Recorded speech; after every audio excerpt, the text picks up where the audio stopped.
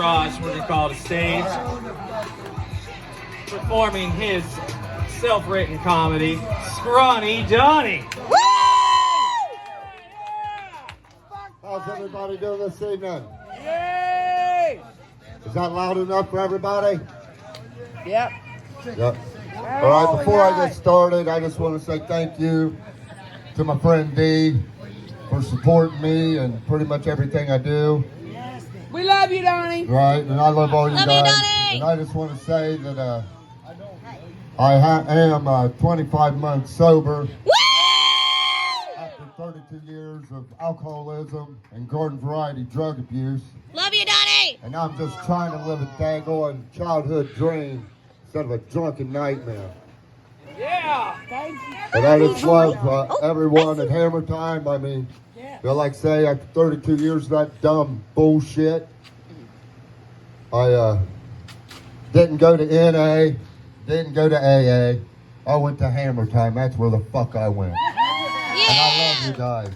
Love you, Donnie. And speaking of Dee, she like I said, she is my boss, and she likes to refer to herself as boss bitch. Hell But, yeah. you know, me personally, I don't think she's a bitch of a boss at all. I think she's a fucking dickhead. At times. At times. When she needs to be. Like I said, and if I do look familiar to you guys, it's because I do grill cook at Hammer Time. Yeah. And me grill cooking at Hammer Time, being a recovering alcoholic, is kind of like a recovering addict named Methany grill cooking at a fucking trap house. Methany. And this might be a oxymoron, but I don't like public speaking at all. Yeah, I mean, getting up in front of people is kind of crazy. But as they say, You're doing great. you know, death is the number 2 fear of all people. And number 1 is, of course, public speaking. So the bottom line comes right. You're telling me if you're at a funeral, you would rather be in the casket than reading a eulogy. Kinda.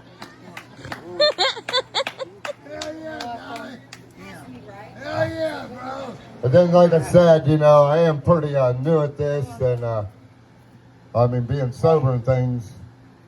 I've done. This is my 7th time being on the microphone. Yeah, when I first started getting into it years ago, you know, my friends would be like, what are you going to do if you get up there and you get a brain fart and you don't know what in the hell to say? I said, oh, I got something for that. I said, I just do one of these. Just think about it.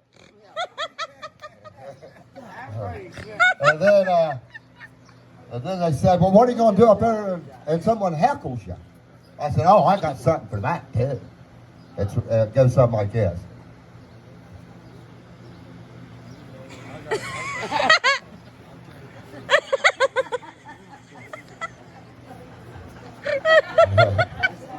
Okay, had to whip out a couple characters. So, I don't know how many people are afraid of mice. I didn't think I was until I was trapped in a little bathroom with one. There a couple of months ago, my son woke me up because he's screaming like a little schoolgirl. I was like, Tig, what's the wrong in there, dude? He said, dude, there's the biggest mouse in the whole wide world in here. I said, Tig, it can't be the biggest mouse in the whole wide world. I said, because it's got to be a field mouse. I said, if not, it's a rat. And there's a big difference between a big mouse and a motherfucking rat. Yeah. So I was like, Tig, okay, keep the door shut. You come out, I'm going to come in. So I reached and I had this hat box. Nice, perfect little square. So in my mind, what I'm going to do is hopefully get Mr. Bojangles to run into this damn box. So I get in there and this little son of a bitch is just zigzagging everywhere. And he's heading straight for Tig's clothes. And, you know, I'm in here trying to catch it in this box. And I'm commentating like, Tig, he's getting ready to dive in your clothes, dude. So anyway, I chased him underneath the daggone vanity. So I was like, man, like I lost him. I had my chance, failed the freaking mission. So, and then in my mind, I'm thinking of Tom and Jerry, like there's a little door there, and he must have just went there and went back to his own neighborhood or See him again. His little house. wherever he went. His little apartment. Yeah, you know what I mean? Wherever Tom is. Well, a day passed, and we've got a house cat, and this little dude was just in the bathroom staring at the corner of the bathroom at a plunger. And I told Tig, I said, Tig, I said, Grunkle Dave there is just staring at that plunger. I said, I think that mouse is in that corner behind the plunger. So what I come up with was I'm just going to sneak in there while she's doing the stare down, because I know that mouse, if it is underneath there, is going to be frozen. So I'm just going to cock that daggone plunger up and put it down real quick. So I went back there and real quick, bam! End of story, didn't hear nothing, forgot about it. Went on, like, the cat's still staring, but that's the only thing that I could do. Never did see it. And then, like a minute or so later, the cat left the bathroom. So I was like, well, he's either underneath there or he wasn't there at all. So I went to work, and a couple days later, and I was telling Cece about this Mr. Bojangles. CC. And, Breathe. You got it. Check your notes. Breathe. You got it. and I said, I don't know if she's under there or not, but I said, I think I am a mouse murderer. I said, I think there has been a mouse underneath the plunger in my bathroom for the last 2 days. So that night, went to bed, woke up the next day, so now this thing's been down there pecking on 3 days. And my son got a hold of me. He called from work, said, Dad, you got to go check underneath that plunger because I had a nightmare about this daggone mouse. So I said, okay, I will go in there and see if he's in there. So I go in there, I shut the door. That hat box that I had earlier in the week is still there. So I got a piece of cardboard, and what I'm going to do is lift up the plunger and slide this cardboard underneath this plunger. But anyway, I lifted up that plunger, and that mouse come running out. It scared the shit out of me. I chased him to the corner, past the vanity, so he's only got this much room. So I took that hat box, and I put it right there, shoot him right in there, got Mr. Bojangles. I rescued him. For one, I did not know this little motherfucker would survive. I mean, that would have been a horrible death, just being in a small dome of shit. Well, anyway, I took the hat box to the back alley, and there's a big old bag of trash. And I said, Mr. Bojangles, I'm going to let you out here, and you can just tear the shit out of that trash, because if anyone's deserved it, you do, buddy. So, let him go, gave him a kiss goodbye and shit. And I went up into the apartment. I could not wait for Tig to get home so I could tell him I rescued him. I'm not a murderer. I'm not a murderer. So he gets home, and I tell him the story about rescuing him and taking him to the back alley. And he stopped me right there, and he said, oh, you mean the back alley with 34 stray cats in it? Oh, no. I think I should have left Mr. Bojangles underneath the damn plunger. It was safer in your house. Rest in peace, Mr. Bojangles. So, like I said, this is the 7th time I've done this. Yeah.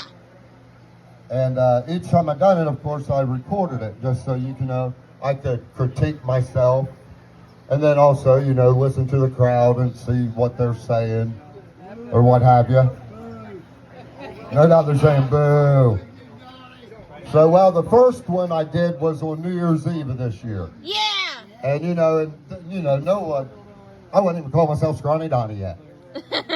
But you know what I did? I just hopped up there, and my friend Justin Challenger there, he let me grab the mic for a few minutes. And as I was watching the replay of it, I heard this lady in the background say, he should be a comedian.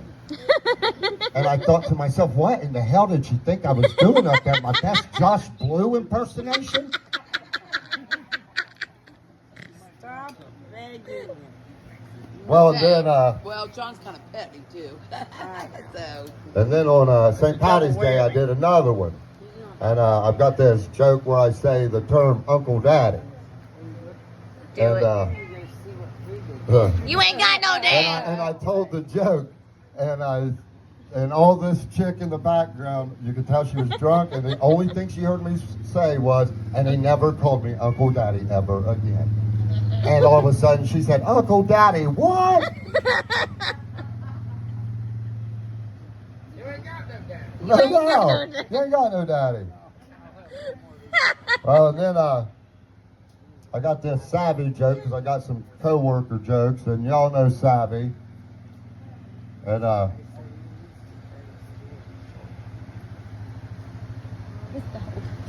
after I was done telling the joke about her, I added another little joke. I said, and one time I seen Savvy twerk. I said, do you know what you call that? I said, 8.9 on the Richter. And then old Luke here, you could tell he was explaining the Richter scale to his beautiful wife, Kathy. And he said, that means she's got a fat ass. Oh, I come up here and smack him. If Sandy was here, she would. That'd be funny. So like I said, You're a brave man. oh no, trust me. She loves that I joke. had Savvy's approval. She loves I that. don't want her chasing me down. That's scary shit. It'd be another earthquake. Right. So then one time I was showing my video to my buddy Peyton there at the local fast car. And he had to push poles because he had a vehicle there, and he went out and waited on it and then come back in, and this little dude was cracking up. And I was like, dude, what's so funny? He said, dude, you got to come and look at this daggone little car. I said, dude, I've seen a smart car before. They're little. Well, I don't know if it was because the smart car was in a drive-through and the surroundings made this little thing look like a real life micro machine or not, but it really did. So he waited on the customer, and he come back in, and I looked at Peyton, and I was like, Hillis. I said, do you know what?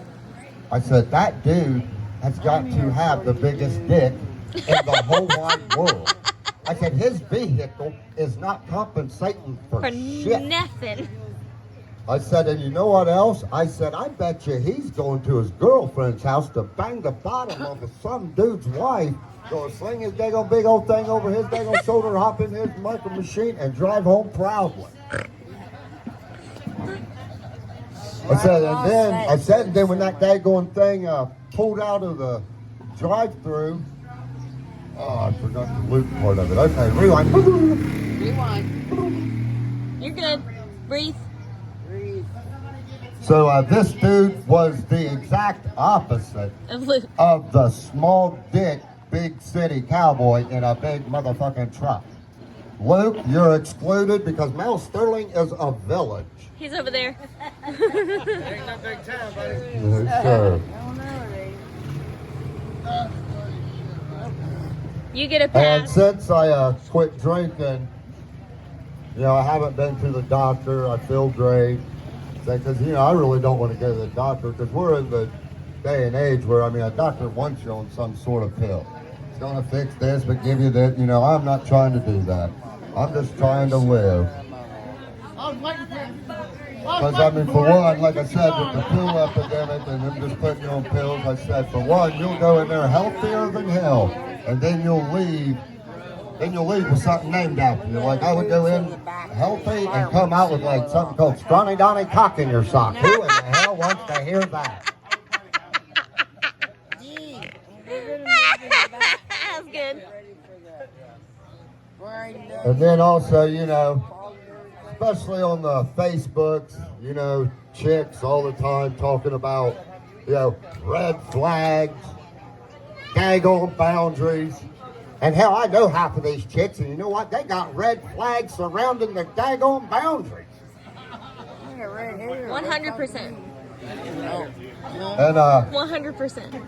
and speaking of the Facebooks, since I am sober and I don't have a whole lot of fun shit to do, one of my hobbies is commenting on my friends' posts and things of that nature. And Yeah. I wrote these down. I wrote some of them down so that way I don't get sued for not using the exact verbiage. So, for insurance purposes. Insurance purposes. Well, anyway, today I got this friend named Jess Griffith, and she posted, "How do you kill a cactus?" And I commented, I said, "Dude," I said, "very carefully." I said, "especially if you're trying to strangle it."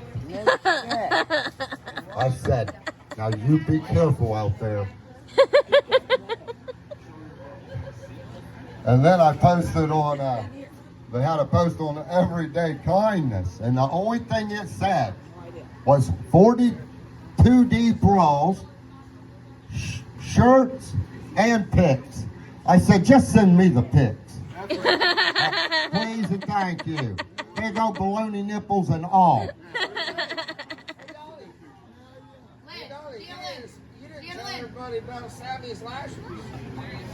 That's in my old shit. This is all my, I'm still on my new shit. Patience. Why do I see like two of you? Okay, so, and this one here is, she disappeared, good. She ain't gonna hear it. This is old Ashley Nicole. Shit gave me another gummy. This is what she said. She said, huh? Well, she'll have to watch the video. She posted, "Getting a man to tell on himself is a talent I've got."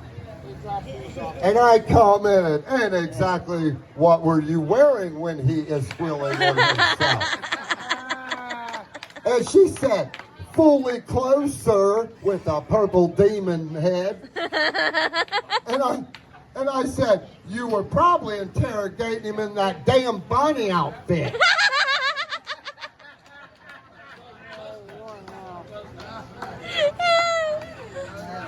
And then old You're right. and then old Megan Davis, she posted, I want a Red Bull and a man with tattoos."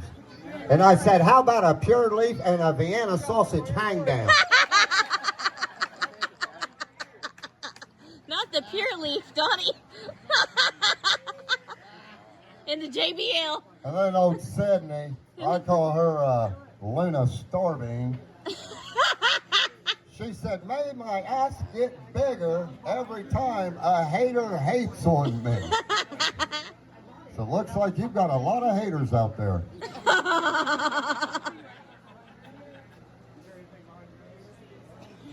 And you know, like I said, you know, getting up in front of people, it's a rough ball game. Yeah, but You're doing fine. You're doing great.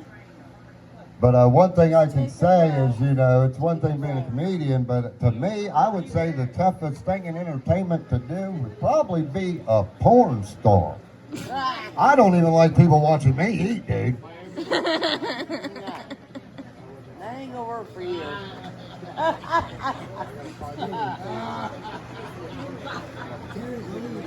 I hear him.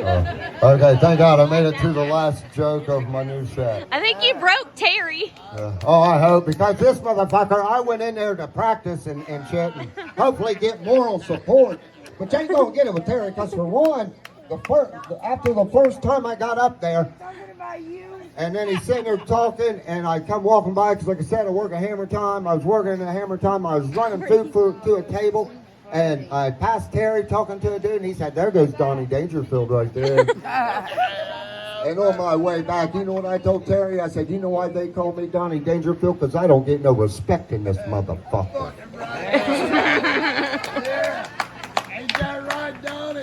And since I had quit drinking, I don't think I've heard this, but I used to hear it all the time.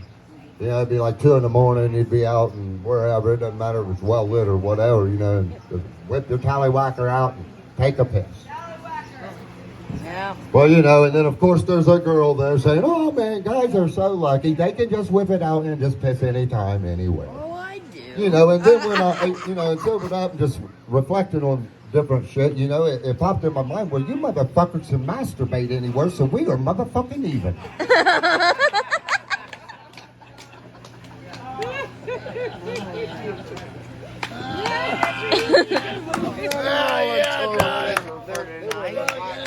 Because I can't make it all the way. I think that was Terry's favorite joke. To poop, I will, but I didn't tell you because I went in there for moral support, and he just looked at me dead ass serious, and he said, "You better be funny tonight." I said, "Why don't you get your ass up there and do it?"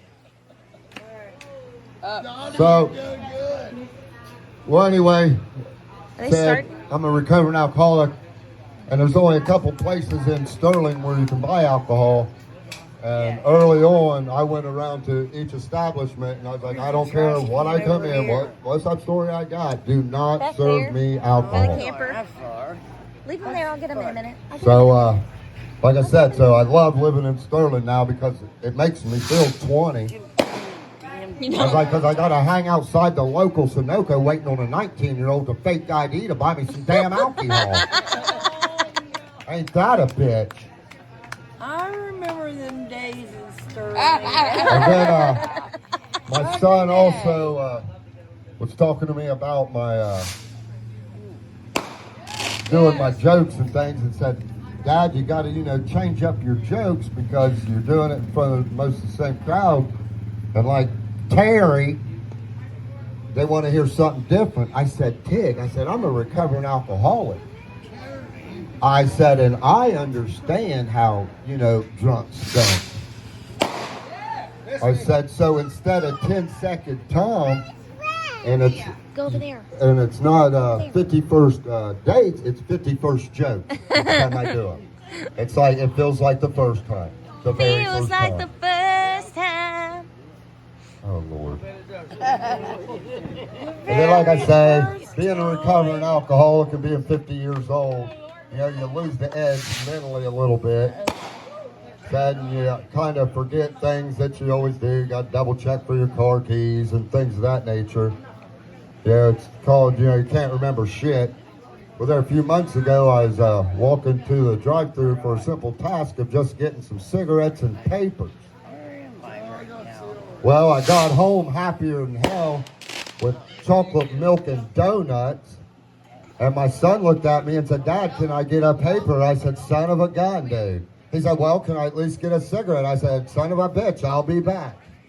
I said, me going into a store anywhere is like a rich 5-year-old. Doesn't matter the list, you're going to come out with a mystery when you get home. Like a Peg Bundy foil pouch in the refrigerator. Like I say, Courtney. when I first started thinking about getting in entertainment, you know, I didn't want to be a rock star or an actress, and damn sure not a comedian. I wanted to be a stripper. But each time I would take my clothes off, people would just laugh. So bottom line, cut and dried, if you don't laugh at my shit, I will take off my clothes. And if you don't think that's funny, Yeah. just imagine a stick figure with a Vienna sausage hang down. Got one for you. I'll never sleep again. Yeah, my ding-a-ling, little Donnie Ding-a-ling. Baby, I You know, at work, co-workers, that's a good place for jokes. And so one time I was a drunken grill cook back, it must have been in like 2020 or something. And I was a grill cook at the Ben and Joy's. And me and this chick was closing down on a February, and it was real close. I mean, it was real slow. And she just looked at me all serious, and she's like, "Dude, if it don't pick up, I'm gonna have to get out there and sell myself." And I just looked at her and I was like, "Dude, can you imagine if you could sell that shit by the pound?" And she looked at me and said, "Is that a freaking fat joke?" I said, "No, I was just referring to that you got a platinum pussy and that shit is heavy and expensive.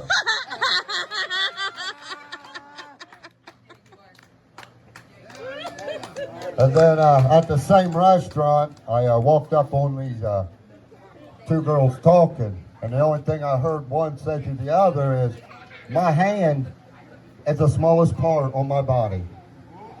And I just walked up there with puppy dog eyes, put my big old hand out there, and I said, I wish my hand was the smallest part on my body.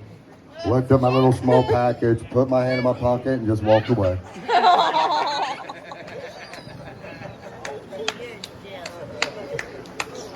And like I say, we work with Savvy, and this one day she come to work, and me and Todd was in the kitchen just chatting, and she walked up, and if you know Savvy, she's always dressed very nice, very pretty. Well, she come in one day with these fake eyelashes on, and Todd just looked at her, and I think he was really serious and said, are those real? Like there's, you know, miracle mascara out there. And I just started cracking up, and Savvy returned with the seriousness, and she said, no, they are my cumbrellas. And I just have not looked at eyelashes the same ever again. I mean, just hear drip.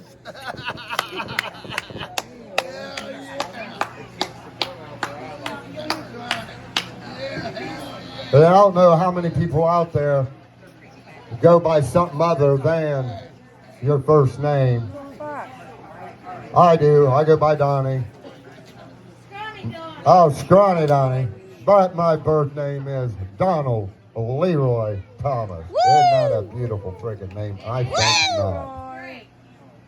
Yeah, I remember when McDonald's had a McDLT. I thought they named it after me. I remember.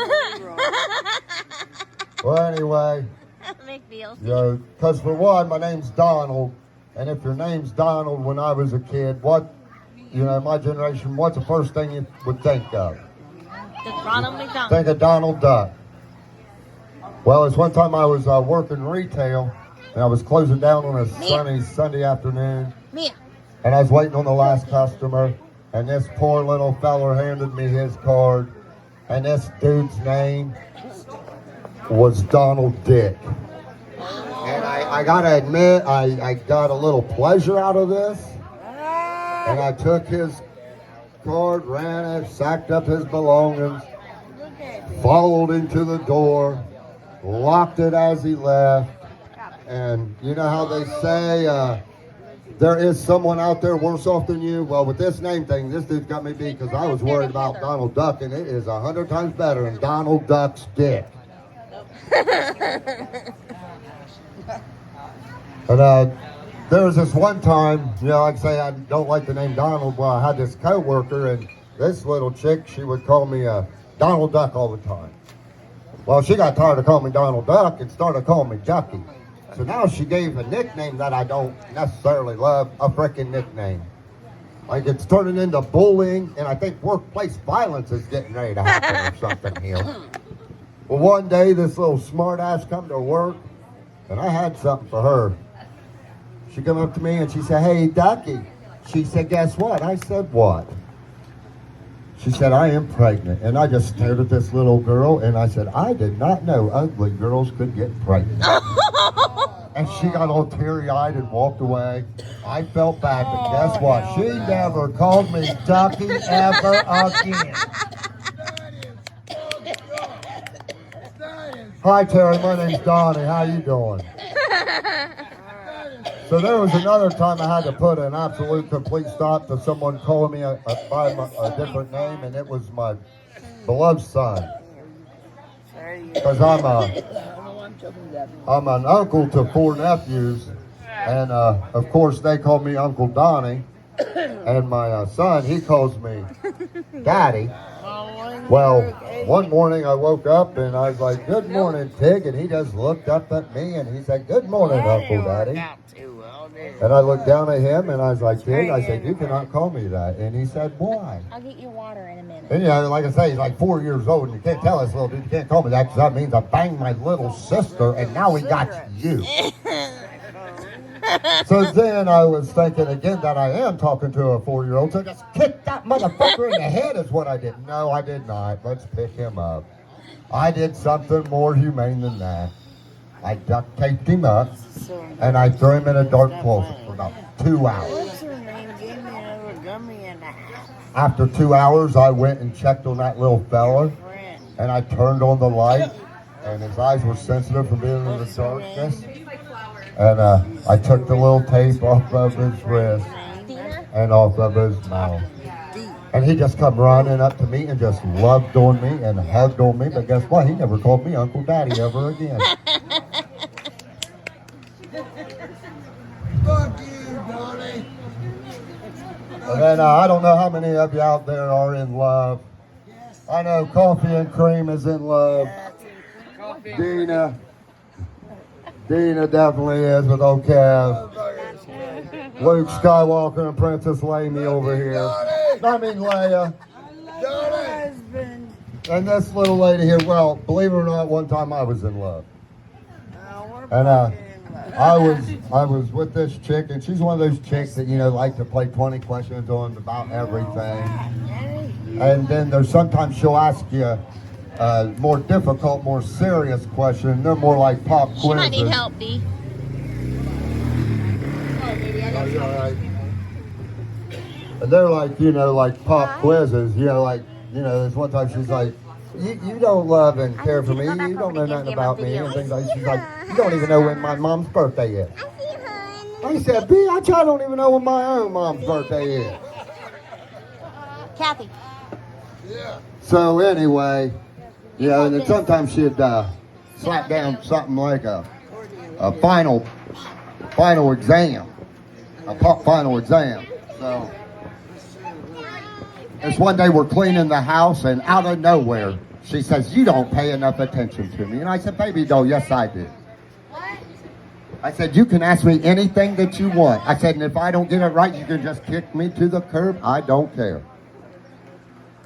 Well, anyway, we go back to cleaning, and all of a sudden, out of nowhere, this chick pops out. What color are my eyes? And I was just sitting there like, I have never looked this chick in the eyes before in my life, and now I'm trying to squint blind half across the room, trying to guess this shit. So out of nowhere, I just said 36C. And she come running up to me, and she said, so you're telling me you think my eyes are 36C and my boobs are blue? Now you're banging Smurfette, ain't you? And then I don't know how many of y'all got caught up in the early days of the talk show. You know, you'd watch Phil Donahue if you wanted to listen to something, you know, intellectual. You'd watch Jenny Jones if you wanted to take your best friend on there and tell him you're in love with him, and then after the show he kills your ass or some crazy shit. I said like, Jerry. We all know what that is. That's just crazy bullshit. But if you wanted to find your dad, who did you call? Jerry. Hell no. Maury. See? 51st jokes right there. He's been to about every show, and he still don't know it was Maury. Jerry did it too. Daddy, okay. Sorry, Luke. Don't get offended. Don't choke me out. I've seen that shit. Settle down. Well, anyway, when I was... Okay, this is my last joke. Say Maury. Perfect timing. Perfect. We got to shoot fireworks off. You're holding me up, though. Go ahead, baby. Okay. Okay, so when I was younger, my mom took me on Maury to try and find my dad. And we were sitting there, and he's interviewing us and things, and then a few minutes later, he just said, and the results are in. And after he looked at a couple dudes and said, you are not the father. He looked at my mom and said, you are not the mother. So I went on this show, a bastard. Now I'm leaving an orphan. I get all teared up inside, and I'm like, Maury, what am I supposed to do now? He said, you are 46 years old. Get the fuck off my stage. Thank you very much, Scronnie Donnie. Hope you enjoyed it. Rock and roll.